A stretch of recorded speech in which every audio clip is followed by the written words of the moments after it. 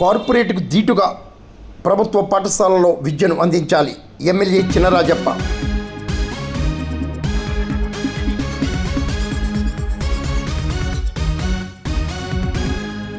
కేంద్ర రాష్ట్ర ప్రభుత్వాలు విద్యారంగానికి అధిక ప్రాధాన్యత కల్పిస్తున్నందున ప్రభుత్వ పాఠశాలల్లో కార్పొరేట్ స్థాయి విద్యను అందించాలని పెద్దాపురం ఎమ్మెల్యే నిమ్మకాయల చినరాజప్ప కోరారు.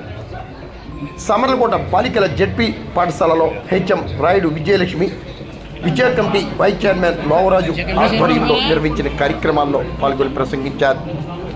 బాలికల పాఠశాలలో కంటే జగదీష్ మోహన్ ఆధ్వర్యంలో నూతనంగా నిర్మించిన భోజనశాల, మినరల్ వాటర్ ప్లాంట్లను ఎమ్మెల్యే చినరాజప్ప గురువారం ప్రారంభించారు. పాఠశాల అభివృద్ధికి విద్యా కమిటీ వైస్ చైర్మన్ లోవరాజు చేస్తున్న కృషిని అభినందించారు. మంచి విద్యతో ఉజ్వల భవిష్యత్తు లభిస్తుందని, పాఠశాల స్థాయి నుండే విద్యారంగ అభివృద్ధికి కృషి చేయాలని ఎమ్మెల్యే చినరాజప్ప కోరారు. విద్యార్థులకు ఉపాధ్యాయులకు మధ్య అవినాభావ సంబంధాలు క్షీణిస్తున్నాయని, తల్లిదండ్రుల తర్వాత ఉపాధ్యాయులతోనే విద్యార్థులకు అనుబంధం ఉండాలని, ఆ దిశగా విద్యార్థులు ఉపాధ్యాయులు కృషి చేయాలని రాజప్ప కోరారు. పాఠశాల ప్రాంగణంలో మొక్కలు నాటారు. ఈ కార్యక్రమంలో కంటే జగదీష్ మోహన్, బడుగు శ్రీకాంత్, మానవ హక్కుల సంఘం అధ్యక్షులు అప్పలకొండ, కాపవరపు కుమార్, వంశీ, మండల విద్యాశాఖ అధికారి శివరామకృష్ణయ్య, పుల్లయ్య, నేతలు నిర్రవలు వీర్రాజు, పోలిసి సత్యనారాయణ, రాజ్య సూరిబాబురాజు, పడాల వీరబాబు, ఉపాధ్యాయులు లక్ష్మణ దొర తదితరులు పాల్గొన్నారు. ఎమ్మెల్యే చినరాజప్పతో సహా దాతలను పాఠశాల హెచ్ఎం విజయలక్ష్మి, లక్ష్మణ దొర ఉపాధ్యాయులు ఘనంగా సత్కరించారు.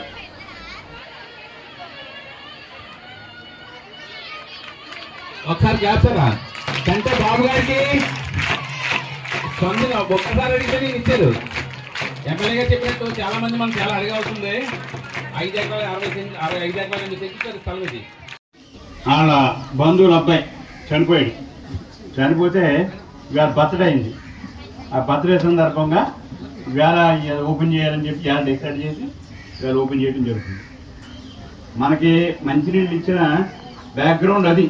ఎవరికి మనం మంచినీళ్ళు ఇచ్చాడు అబ్బాయి భార్గవ్, చదువుకొని చనిపోయిన గురించి ఇవాళ చెట్టు కట్టించి మంచినీళ్ళు 2 కూడా మన బాబు గారు బంధువులు కనుక బాబు గారు మాట్లాడి మాకు స్కూల్కి అవసరం అని చెప్పి 2 తీసుకొచ్చి మనకి ఇక్కడ వేళ ఏర్పాటు చేయడానికి బాబు గారికి అభినందన తెలియజేసుకుంటూ, ముఖ్యంగా మరి ఆ స్కూల్ నేను 14 వచ్చాను. 14 వచ్చినప్పుడు చాలా కూలిపోయి బిల్డింగ్లు అవి ఉన్నాయి. అప్పుడు అవన్నీ కూడా చూసి అప్పుడు ఆ బిల్డింగ్ ప్లానింగ్ చేసాం. అప్పుడు ఇవన్నీ కూడా తీసేయండి, పిల్లలందరూ లోనికి వెళ్తే పెంకులు పడి దెబ్బలు తింటాయని చెప్పి అదే మొత్తం బిల్డింగ్లు అన్నీ తీయించడం జరిగింది. తర్వాత వచ్చేటోడికి ఆ బిల్డింగ్ కూడా మరి గతంలో శాంక్షన్ అయినా పూర్తి కాలేదు. దాన్ని కూడా పూర్తి చేయడానికి అన్ని చర్యలు తీసుకుంటానని చెప్పి మీకు తెలియజేస్తాను.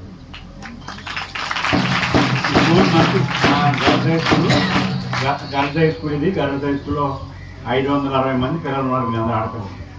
వీళ్ళ ఆడపిల్లలు ఎక్కువగా మగవాళ్ళ కంటే ఆడపిల్లలు ఎక్కువ బాగా చదువుతున్నారు. ఎక్కువ మంది చదువుతున్నారు, మంచి మెరిట్లో వెళ్తున్నారు, ఉద్యోగాలు చేస్తున్నారు. ఇతర దేశాల్లో చేస్తున్నారు, రాష్ట్రాల్లో చేస్తున్నారు, దేశంలో చేస్తున్నారు, మన ప్రాంతంలో చేస్తున్నారు. దీనికి కారణం ఏంటంటే ఇదివరకు ఒకడు మగోడే ఈవేళ సంపాదన, ఆడవాళ్ళు పని లేదు, ఆడవాళ్ళు ఇంట్లో ఉండాలని చెప్పి ఉంటే ఎన్టీ రామారావు గారు వచ్చి అలా కాదు, ఆడవాళ్ళు కూడా స్వతంత్రం ఇవ్వాలని చెప్పి ఆచరణకి ఎత్తామని చెప్పి ఆ రోజు ఎన్టీ రామారావుకి తెలియదు. మరి ఎన్టీ రామారావు ఇచ్చాడు అప్పు, దాని ద్వారా మీకు అందరూ కూడా బయటకు వచ్చారు.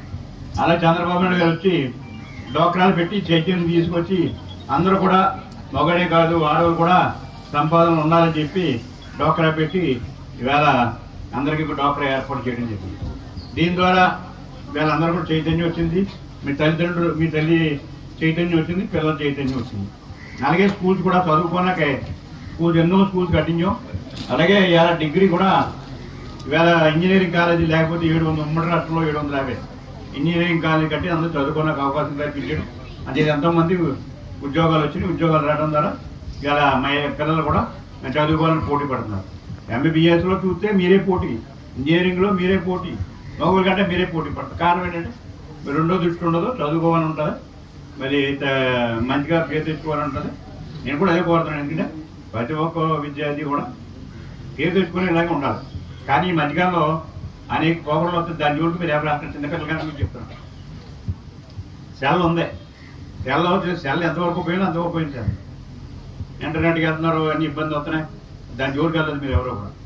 లేదా బాగా చదువుకోండి, మంచి పేరు తెచ్చుకోండి, స్కూల్ పేరు తేండి. అలాగే మీ జీవితాల్లో కూడా మార్పు వస్తుంది. మీ జీవితంలో మీరు ఒక చదువుకున్న వ్యక్తికి ఉద్యోగం వస్తుంది. ఉద్యోగం వస్తే జీవితం బాగుంటుంది, శాలరీ వస్తే బాగుంటుంది. అదే చదువుకోవడానికి ఏముంటుంది, పే చేస్తారు, ఇక్కడ మళ్ళీ చాకరీ చేయాలి. అది కూడా ఆలోచించుకుని నేను మనందరం కూడా చదువుకున్నారు, ఉద్యోగం చేద్దారనే మనతో గట్టిగా పట్టుదల మీకు ఉంటే బాగా చదువుకున్నారో ఎవరైతే పెన్ పవర్ ఉందో ఏదైతే సబ్జెక్టు పాస్ అవుతున్నారో వాళ్ళకి ఉద్యోగాలు వస్తున్నారు. ఇలా ప్రభుత్వ పరంగా చంద్రబాబు నాయుడు కానీ లోకేష్ గారు కానీ ఇవాళ అనేక ఉద్యోగాలు తీసుకురావాలని అనేక ఇండస్ట్రీస్ తీసుకొస్తున్నాడు, ఐటీ కంపెనీలు తీసుకొస్తున్నాడు. అని చెప్తే మీరు బాగా చదువుకోండి, మీకు సరిగ్గా మీకు టైము మీరు చదువుకుని పూర్తయ్యేటప్పటికి మనకు అవకాశాలు ఎక్కువ వస్తాయి. తర్వాత ఇలా విద్యామంత్రిగా మరి లోకేష్ గారి గారు కూడా ఎడ్యుకేషన్లో మార్పు తీసుకొచ్చి మేము స్కూల్స్ అన్నీ కూడా high school, middle school, elementary school అలా తీసుకొచ్చి స్కూల్స్ అన్నీ రియార్గనైజ్ చేసాడు. అలాగే మీకు అందరికీ కూడా డ్రెస్సులు మంచిగా ఇవ్వాలి, షూస్ మంచిగా ఇవ్వాలి, మంచి మంచి ఫుడ్ ఇవ్వాలి, స్కూల్స్లో మధ్యాహ్న పథకం కూడా మంచి భోజనం పెట్టాలని డిసైడ్ చేశాడు. వసతులు అన్నీ కల్పిస్తున్నాడు లోకేష్ గారు. లోకేష్ గారు ఎడ్యుకేషన్లో ఇంకా మార్పు తీసుకురావాలనుకున్నాడు. మీరు అన్నట్టు స్కూల్స్ అన్నీ కూడా ఇబ్బంది ఉన్నాయి, డబ్బులు లేక స్కూల్స్ ఆగిపోయి స్కూల్ పిల్లలు అందరూ కూడా మంచి క్లాసుల్లో కూర్చోలేక, భోజనం లేక, సైకిల్ స్టాండ్ లేక ఇవన్నీ ఇబ్బందులు ఉన్నాయి. ఇవన్నీ కూడా సెట్ చేసి భవిష్యత్తులో ఇవన్నీ స్కూల్ అయితే మేము స్కూల్ కంప్లీట్ చేస్తాం, ఇంటర్మీడియట్ క్లాస్ అంతా మేము కంప్లీట్ చేస్తాం. అలాగే వాళ్ళు కూడా మంచి ఉదయం మరి భోజనానికి కానీ మంచినీళ్ళకి కానీ ఇవ్వడం జరిగింది. ఇంకా దాదాపు ముందుకు రావాలి. ఇక్కడ చాలామంది పెద్దలు ఉన్నారు, దాతలు ఉన్నారు. నా దాతలను ఎదుర్కొంటే పెద్ద కష్టం కాదు. చిన్న చిన్న పనులు చేస్తే పూలు అవుతాయి. అందరూ ప్రతి ఒక్కరు వినవాలి. దానికి కారణం ఇదివరకు టీచర్స్కి గ్రామ పెద్దలకి సంబంధాలు ఉండి ఇలా టీచర్స్ ఏం చేస్తారంటే నా డ్యూటీ ఇది, నేను చెప్పిపోతానని చెప్పి ఆడిపోతాను. పిల్లలకి టీచర్స్కి మంచి సంబంధాలు ఉండి పిల్లలకి మంచి సంబంధం చెడిపోయింది. ఎందుకంటే క్లాస్ ఇచ్చేద్దని ఆడిపోతున్నాను. నీకు టీచర్ మీద ఈ 12 టీచర్ మీద మక్కువ లేదు. ఇప్పుడు నాకు 72 సంవత్సరాలు, నేను చదివి అప్పుడే ఇంచుమించులో 45 సంవత్సరాలు బ్యాక్లో చదివాను. మా లెక్చరర్స్ ఇప్పటికి 72 సంవత్సరాలతో మా లెక్చర్కి ఎంత ఉంటుంది, 90 ఉంటాం. ఇప్పటికి మ్యాథ్స్ దగ్గర నేను వెళ్తాను ఎక్కడ ఉన్నాను అంటే అప్పుడు ఆ రోజుల్లో టీచర్స్కి పిల్లలకి అంత సంబంధాలు ఉండి మనం బాగు చేయడం కోసం టీచర్ ఆలోచించి ఓటించారు. మీ గురించి ఆలోచించారు, చెప్పేసి పోతారు క్లాస్ అంతే. అంతేనమ్మా? ఎవరికి మీకు టీచర్స్కి సంబంధం ఉన్నాయా?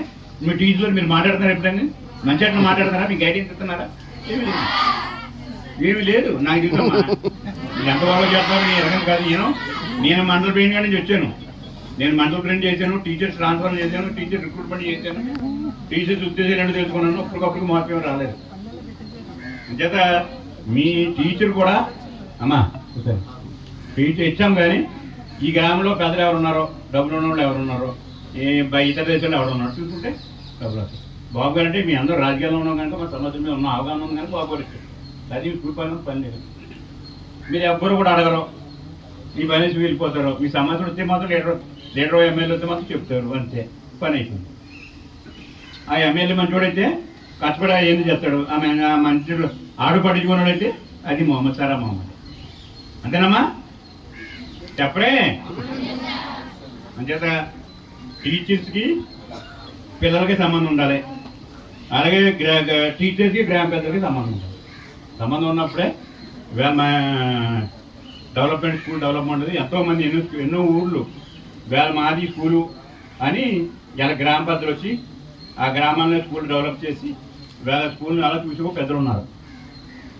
నేను ఎవరు పడిపోరు. ఏదో బాబు ఎందుకు వచ్చాడు, పిల్లలకి ఎంత ఉన్నారు, కింద ఉన్నారని చెప్పాడు, ఏదో మంచి ఆలోచన వచ్చింది ఇలా చెప్పాడు, అంతే. అందుకంటే ఏమి లేదు. అంచేత మా టీచర్స్లో మార్పు రావాలి, పిల్లల్లో మార్పు రావాలి. గవర్నమెంట్ కూడా ఆలోచించాలి. ఏంది కింద స్థాయిలో సమస్యలు ఏంటని ఆలోచించాలి. మనం కూడా చెప్పాలి. అంచేత ఇప్పుడు హెచ్ఎండి నా లెటర్ పెట్టి లోకేష్ గారికి ఇచ్చి మా సమస్యలు ఈ స్కూల్ మీరు ఆదర్శంగా తీసుకోండి. 560 మంది ఆడపిల్లలు చదువుతున్నారు. దీన్ని ఆదర్శంగా తీసుకుని దీన్ని ఒకసారి స్టడీ చేసి ఈ స్కూల్కి ఏం చేయాలో చెప్పండి అని చెప్పి నేను ఇస్తే నేను పట్టుకెళ్ళి ఇస్తాను. నేను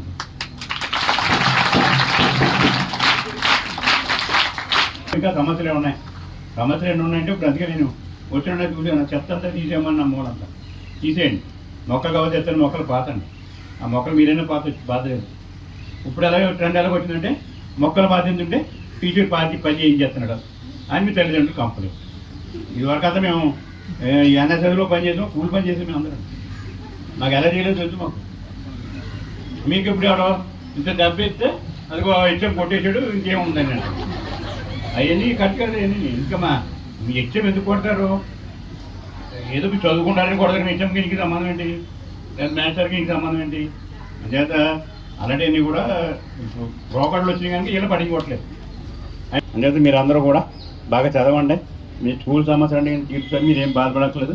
సమస్యలన్నీ కూడా పరిష్కారం చేస్తానని చెప్పి తెలియజేసుకుంటూ బాబు గారికి మరి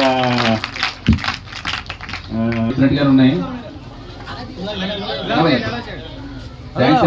600 చాక్లెట్స్ తెచ్చారు. మనం 560 మంది ఉన్నాం.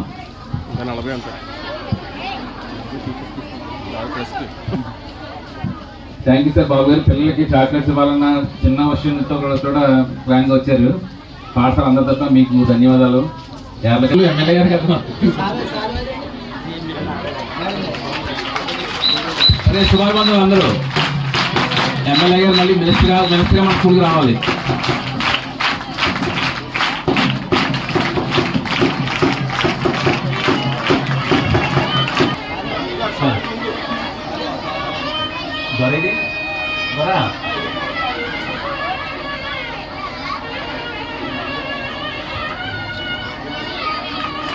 ఒకసారి చేస్తారా అంటే బాబు గారికి స్పందన ఒక్కసారి అడిగితే నేను ఇచ్చారు. ఎమ్మెల్యే గారు చెప్పినట్టు చాలా మంది మనం చాలా అడగవలసిందే. 5 ఎకరాల 5 ఎకరాల 8 సెంట్లు స్థలం ఇది. ఇటువంటి వన్ పెన్ పెన్సెషన్ ఇక్కడ.